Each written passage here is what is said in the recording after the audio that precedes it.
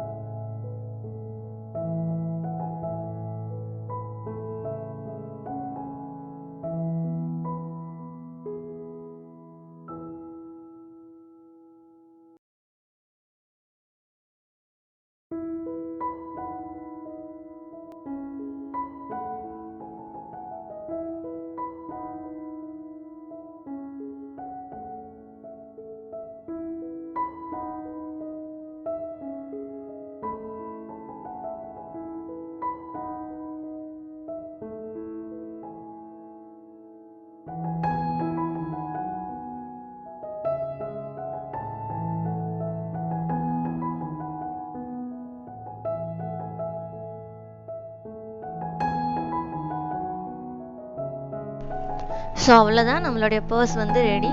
So coins இல்லைனா உங்களுடைய பேக்கில் சீக்ரெட்டாக ஏதாவது வைக்கணும், அப்படி இல்லை அப்படின்னா கார்ட்ஸ் வைக்கணும் அப்படின்னா இதை நம்ம யூஸ் பண்ணிக்கலாம். ஸோ கண்டிப்பாக ட்ரை பண்ணி பாருங்கள், ரொம்ப அழகாக இருக்கும். ஸோ டிஃப்ரெண்ட் கலர்ஸையும் இதில் மிக்ஸ் பண்ணி ட்ரை பண்ணி பாருங்கள், அதுவும் இன்னும் சூப்பராக இருக்கும். ஸோ மறக்காமல் எங்களுடைய மற்ற வீடியோஸையும் செக் பண்ணி பாருங்கள், போக்கிமான் அது எல்லாமே செஞ்சுருக்கோம். ஸோ அதையும் ட்ரை பண்ணி பாருங்கள். தேங்க்யூ.